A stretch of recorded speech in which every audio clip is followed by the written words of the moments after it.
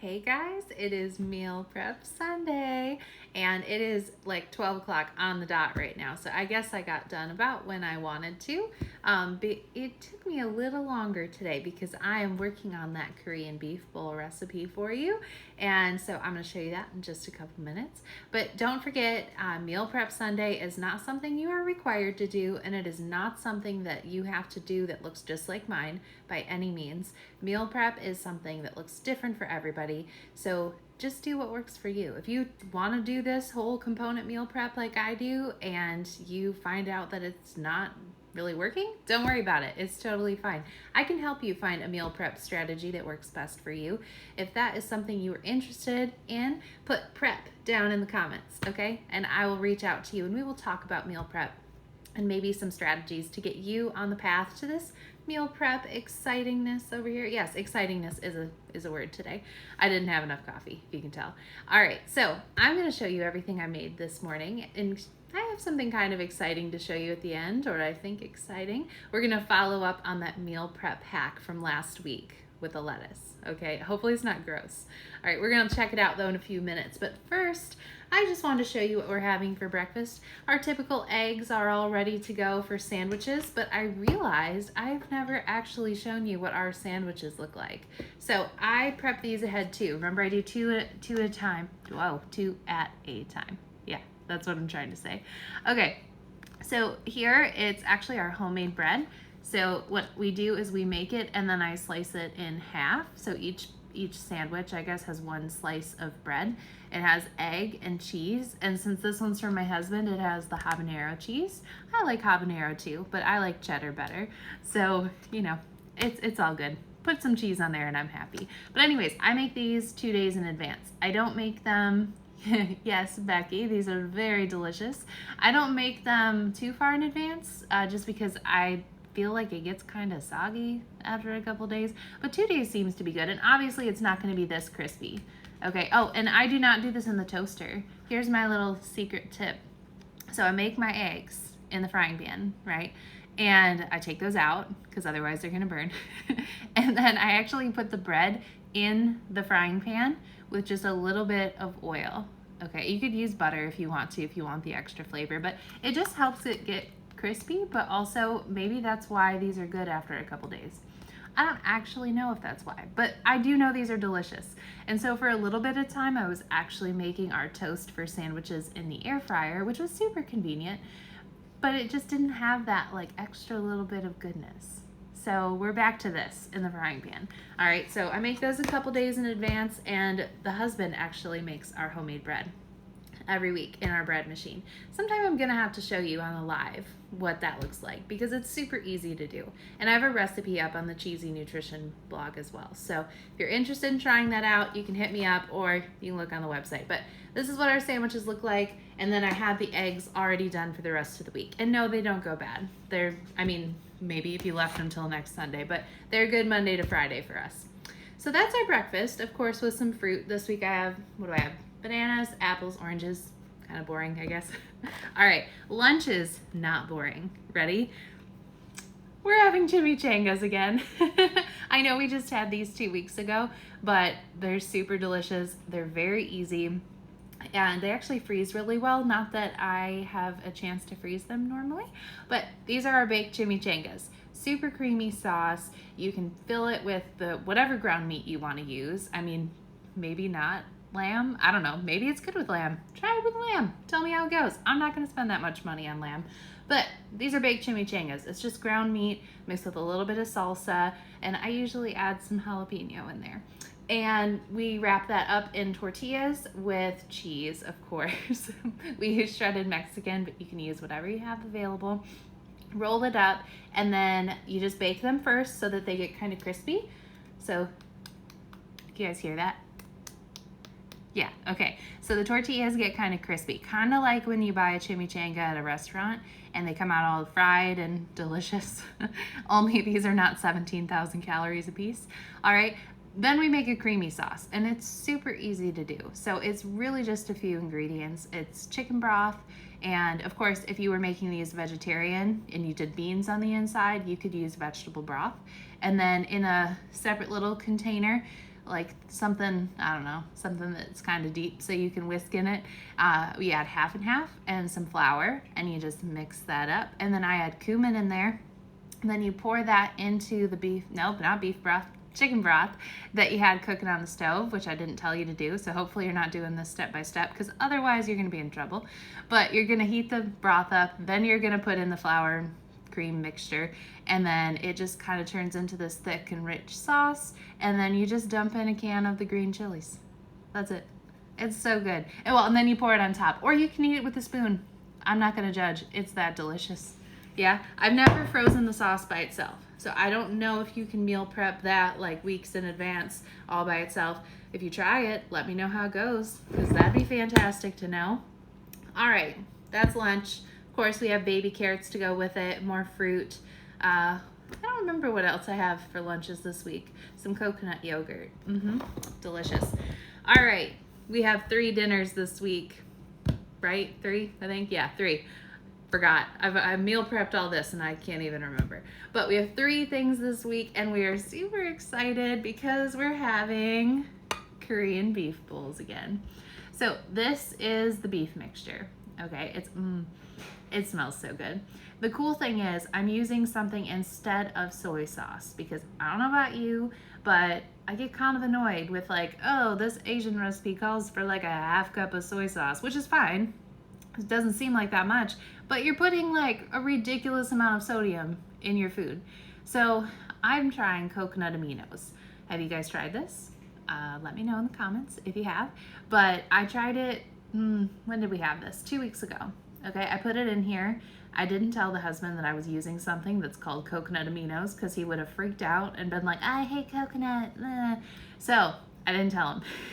He knows now because he can hear me. But it is just like soy sauce. Well, I shouldn't say just like, because technically it is not the same type of product at all, but it is significantly lower in sodium. Okay, so I'm not worried about my blood pressure, but if you are, that could be a nice alternative to use instead of soy sauce in your recipes. So what we did is we cooked the meat with vegetables, and then once the meat's cooked, if you have any like fat left in there, try and drain that out. And then you add the good stuff. So the coconut aminos, and then something that does have more sodium is the fish sauce, but you just add like a little bit of that to give it like an extra, I don't know, flavor punch, I guess. And it does have some sesame oil, but I think one of the big flavor punches in here is the ginger. And I'm not gonna lie, I actually forgot to buy the fresh ginger this time. Oops, but that's okay, because now I know that the powdered ginger works in place of the fresh one. It still tastes just as fantastic. And then I know I'm missing something. Red pepper flakes. It already had jalapeno. I don't know why you need red pepper flakes, but I definitely dumped some of those in there too. So that's kind of the beef mixture. It sounds like a lot, but it's really super quick to put together. And it's actually all pantry ingredients that don't need to be refrigerated, especially if you're using the powdered ginger. If it's fresh, it might be in the fridge if it's been like a day or 2 since you bought it. But most of it's pantry, except for the ground meat. Don't put that in your pantry. That's disgusting. Okay, so that is the meat, but with that we have brown rice, which I left in the fridge because it is defrosting, because I forgot to get it out yesterday. But that is actually the brown rice that I made last week. Remember, I cooked that huge batch of brown rice and I put the extra in a freezer bag, like one of these guys. This is actually the Ziploc brand, I think, but I like the reusable ones if I can. I just happened to have that one handy last week. But I just put the extra brown rice in a freezer bag, and I get as much air out as I can. So like you wrap it up like a little burrito, but no tortilla, just rice. You wrap it up like a little burrito and get as much air out as you can. Then when you defrost it and you're ready to warm it up or throw it in, whatever, you can add just a little bit of water, or if you have chicken broth or vegetable broth or something, it does give it a nice little flavor. It doesn't take much, just like a splash, okay? And then you heat it up on the stove or microwave or however you're heating it, okay? All right, that is the rice to go with it. We also have, I'm gonna be really careful with this one. I'm making, ooh, don't dump, pickled vegetables. Yeah, okay, so these are not pickles like they're gonna be like dill pickles or anything like that. It is seasoned rice vinegar and salt, sugar, and water. And you just mix all that up, and then you put it on top of your vegetables, and then you let them sit in the fridge for a couple of days. So I'm actually gonna put the lid on now because I am way too clumsy to leave that sitting out. But that is the pickled fresh vegetable that is going to go on top of our bowls. And of course we'll have like lettuce and spinach, and I bought some avocado to go with it too. And I don't know if this is the best part, but it's definitely something that sets it apart. We also make a spicy creamy sauce. It is 3 ingredients. I might use it on something else that's Asian-y because this, I don't know, it's really good, tasty. I have not tried it with Greek yogurt yet. I will maybe next time. But right now it is just 3 ingredients. It is mayonnaise. Don't get grossed out on me. I'm not a big mayonnaise fan personally, but this is delicious. Mayonnaise, hot sauce, and soy sauce. So there's a little soy sauce. You could use coconut aminos, I'm sure. I just like threw a splash in because I thought there's something about just mayonnaise and hot sauce that weirds me out, but apparently the 3rd ingredient makes my brain okay with it. Not really sure why. But anyways, this is a Korean beef bowl. There's a lot of components going on, but they are all prepped. So that means we're gonna have them tonight. We literally can't wait to eat these. But when we make them, we just warm up some of the meat, warm up some of the rice, and then you build your bowl. So you got fresh veggies, you got the pickled veggies, you got the rice and the beef, of course, and then you make a fancy fried egg if you feel like it, and we definitely do. And then you just put some of the creamy sauce on top, and you're done. It's like maybe a 10-minute prep. I also already have some, what do I have cut up? Jalapeno, bell pepper, I can't remember. I feel like I cut something else up. Oh no, not for that, for the next thing. Our last meal of the week. No, wait, we have 2 more. What am I talking about? All right, 2 meals of the week. I don't know what I did with my chicken, but we are gonna have Greek bowls or Greek pitas. The husband does pita normally and I do the Greek bowls, but I'm just gonna have a grain, which is gonna be rice again.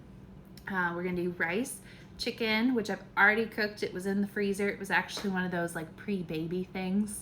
So we're finishing up that stuff since the baby's almost 6 months. It's crazy. And tzatziki. This is kind of a ridiculous amount of tzatziki for 2 people, but that's because it's so good. And can I tell you, the husband does not even like cucumber, but he loves this stuff. And I do make mine chunky, so you can see there's some cucumber pieces in there. This is a recipe on the Cheesy Nutrition blog as well. So this is super easy to throw together. It uses Greek yogurt, so for those of you trying to use more Greek yogurt and not just, you know, with fruit, this is plain Greek yogurt, not strawberry. That would be absolutely revolting probably, but we're using plain Greek yogurt. It's got cucumbers, spices, some acidity in there. It's just really great. We put like huge dollops on our bowls. You'll see in just a few days. I also have some grapes to go with mine because there's something about feta cheese and grapes that are just so darn good. I don't know, sweet and super salty, absolutely fantastic. All right, Greek bowl stuff. Last but not least, can't believe I almost forgot this one. You guys voted. Do you remember this? You guys voted a few days ago. You said, I need to make this thing, this recipe. It's kind of blurry. It's probably backwards because I don't know how to do the flippy thing so you can actually read it. But this is a brown sugar brined chicken. I did not make it exactly as directed, which my husband would be like, well, of course you didn't because you never followed the recipe. But anyways, brown sugar brined chicken. It used quite a bit of salt in my opinion. I understand it as brining. Okay, I get it, but like I don't use a ton of salt, okay? So like brining with the, it had, hold on, had 1/3 of a cup with 4 cups of water. So like, I don't know, it seemed like a lot for me. I also did not use a whole chicken. See, like this has kind of pieces from the whole chicken, but I was not gonna take the time to cut up a chicken. So I already had a bag of chicken breasts that I had cut into pieces. Yeah, I guess pieces is the best word. There wasn't really like a particular uniform slice. It was just straight up, I just cut it into pieces and threw it in the freezer. So it turned out pretty well. I have to admit that it's a little salty for me, but I think balanced out with the green beans that we're having. And then I cooked a lot of extra onions. If you saw my story yesterday, I cut a lot of onions. I was crying. All the tears, like it looked like I was watching Titanic, followed by what's that one that always makes me cry? Steel Magnolias, all of it. I was bawling. So many tears with those onions yesterday. But anyways, so this chicken, it's actually super tender. So I think that's the brining, if I remember back from my food science classes. Pretty sure it's the brining, but it's a very mild chicken flavor, I guess is the best way to describe it. The brown sugar doesn't really come through. I don't know what purpose that serves. I'm gonna have to do some research on the science behind this, but the salt is definitely present. The onions are tasty. It's good. As my husband said, like, oh, it'll be good with something. Well, I'm not making a sauce. So it's literally chicken and onions with green beans. And, okay, here's the something. I think you've already seen it, but I'm pretty excited about it. I made white cheddar mac and cheese, and I made kind of a ridiculous amount of it because I love it. And also, I figured I'm probably going to need a little something extra to go with the lunches this week, because the way the husband eats the chimichangas, we're going to run out early. So I have some extras for the rest of the week. But you can see it's white cheddar mac and cheese, and for once I didn't use whole wheat noodles. So back, pandemic shopping, when you couldn't really get what you wanted, I had this like random time that I needed noodles, and this is all they had. It started with an R, I don't remember what they're called, but they're like little, not corkscrew, well anyways, they're not a whole wheat noodle. So this is not usual for us, but it's super tasty because it's a white cheddar mac and cheese. And like, what's not to love about a white cheddar mac and cheese, right? So anyways, that's everything we're eating this week, but I'm gonna catch you up on this hack. So remember last week, we took some romaine lettuce, we washed it up, and I patted it dry and let it air dry for a few more minutes. And then I had it kind of all ready to go for the live, but remember we packed it. So I had this nice towel, it's a cloth towel, and I laid them all out super nicely, and then like we folded it up and all, whatever, it was pretty. But it is day 7. We're gonna see if this lasted, because remember, I was told that this would last up to a week, if not a day or 2 more. So let's see how it turned out, because I don't know. I opened it yesterday, we had some last night with our salad, and it was fine. So I don't know, today's day 7. Could have molded overnight, we'll see. All right, let's look. I will say that the towel is a little bit damp. Okay, so that technically could lead to some mold growth. Let's see. No, they're quite perfect. There's like a little spot of brown here, which was probably there because it's not slimy at all. This is pretty incredible, guys. This might be a game changer for me. Yeah. I think this is going to be a game changer. So it does take a little bit of prep work. Look at me. There you go. It does take a little bit of prep work to do. Because obviously you have to wash the stuff, you gotta let it dry, you gotta pat it dry, whatever you're gonna do to dry it. But you definitely wanna make sure it's dry because the moisture is what's gonna lead to like the sliminess. Unless you like slimy pasta salad or slimy salad for dinner or slimy wraps, whatever you're using the romaine for. I hope you don't like slimy lettuce. Please don't like slimy lettuce. But if you do, then don't do this. But most of you probably want nice crisp romaine lettuce, right? Well, this lasted a week. Did you just hear that? It still snaps. That's beautiful. This is the coolest little hack. So this is gonna be a standard at my house now, even though it takes a little bit of time up front. It is gonna save me food waste at the end of the week because sometimes we gotta like, you know, rip off like the top half of the leaf because it's gone brown or it's kind of icky. I don't have to do that anymore. This is great. We're gonna have this for lunch now. So I'm pretty excited about all this snap, crackle, and pop, right?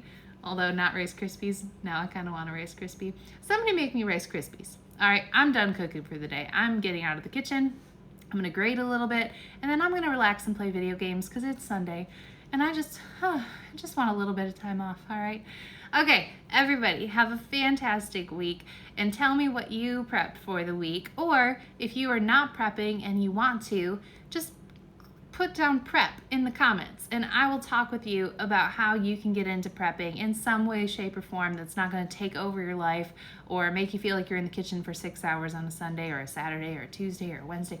Whenever you're prepping, it doesn't matter. Everybody's different, so I can help you find the perfect strategy for you for meal prepping, all right? Okay, have a wonderful Sunday, and I will see y'all next week.